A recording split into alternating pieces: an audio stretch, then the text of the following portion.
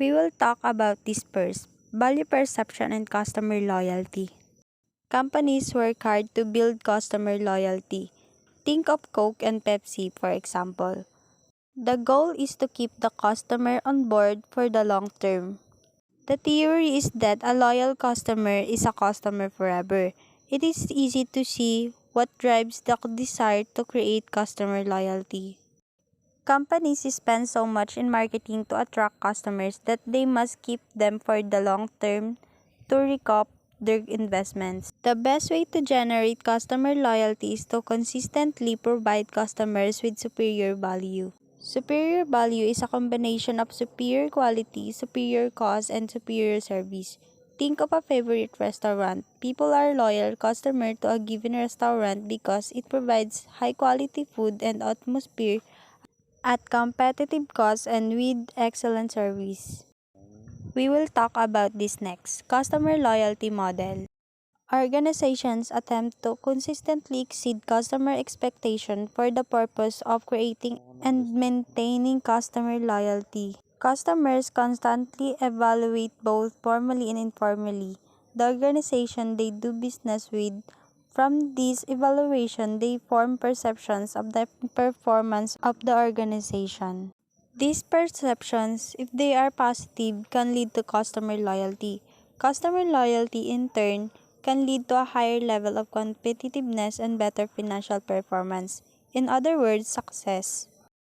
Steve Hoisington and Earl Nauman have transformed the process of creating customer loyalty into a four-phase model that has the following components: business performance, global perceptions, loyalty behaviors, and financial outcomes. Business performance. When evaluating the performance of an organization they do business with, customers consider a variety of factors, all of which fall into one of these categories: product quality, service quality, relationship quality, image strength, price perceptions. Global perceptions. There are many different types of perceptions that might be formed by a customer. For example, customers might form good or bad feelings about overall satisfaction, their willingness to recommend the organization to other potential customers, their willingness to do business with the organization again, their commitment to an ongoing relationship with the organization, the extent to which the organization met their needs, or the value they receive for their money. If the perception formed by customer in these and other pertinent areas are positive, they can lead to loyalty behaviors on the part of those customers. Loyalty behaviors. Customer loyalty is a behavioral concept, but it can be measured. For example, an organization can measure the defection rate of its customers, especially those that do business on a regular basis. Another factor that can be measured is the business volume of individual customers. Is the volume of business for the customer going up or down? A customer who stays with an organization but significantly decreases his or her volume of business is not a loyal customer. Consequently, it is important to measure both the defection rate and the business volume by customer rate.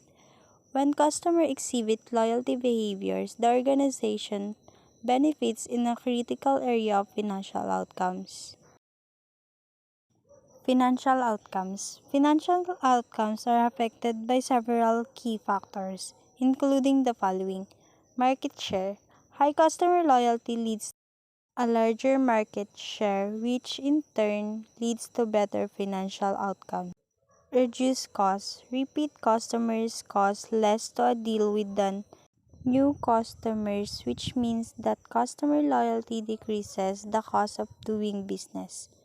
Employee attitudes. Positive employee attitudes promote positive customer relations.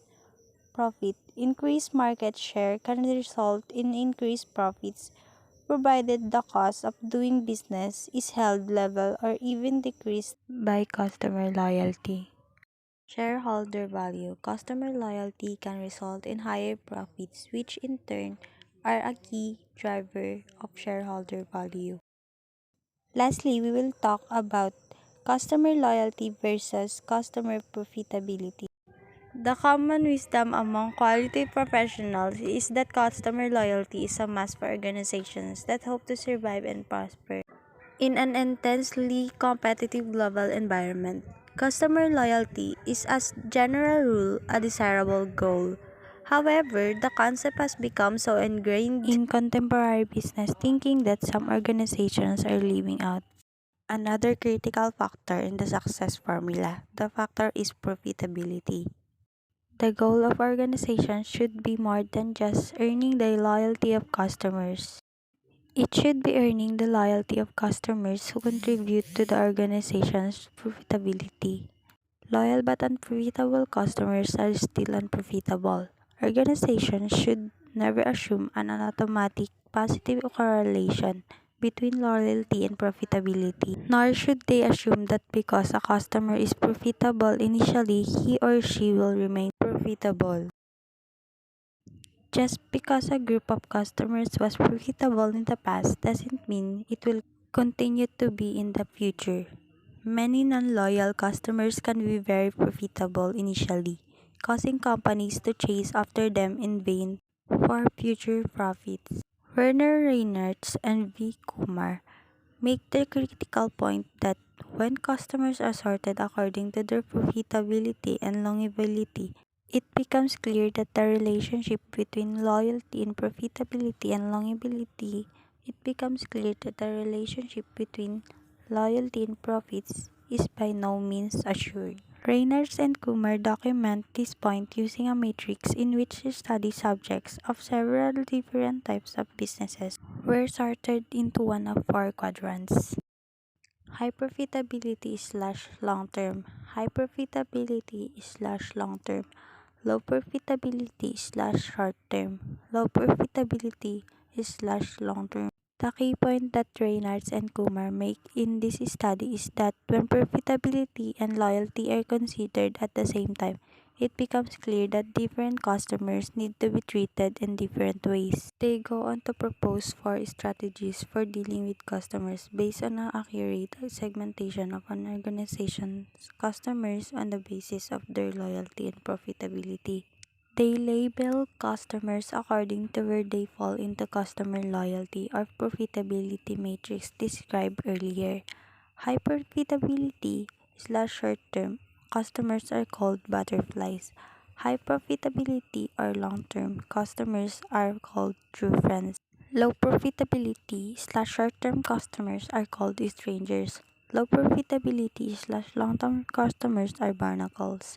The strategies recommended for each these customers type follow. Butterflies are highly profitable customers but they don't stay around long.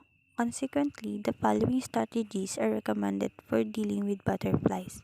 First, aim to achieve transactional satisfaction rather than long-term loyalty. Second, work the accounts only as long as they are active.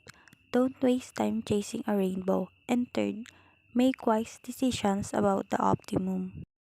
True friends are highly profitable and they are loyal. Consequently, the following strategies are recommended for dealing with true friends. First, communicate consistently but don't overdo it. Second, build both attitudinal loyalty and behavioral loyalty.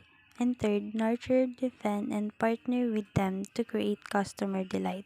Strangers provide only low profitability and are short-term customers. Consequently, the following strategies are recommended for dealing with strangers. First, make the best profit possible on every individual transaction.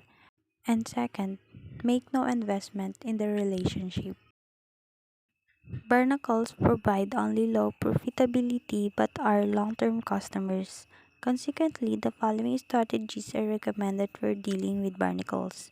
First, begin by measuring their buying potential, how much of the organizations gets. Second, if they have buying potential, try to increase the share of their business the organizations get by upselling and cross-selling. And third, if they don't have buying potential, impose strict cost controls on their account.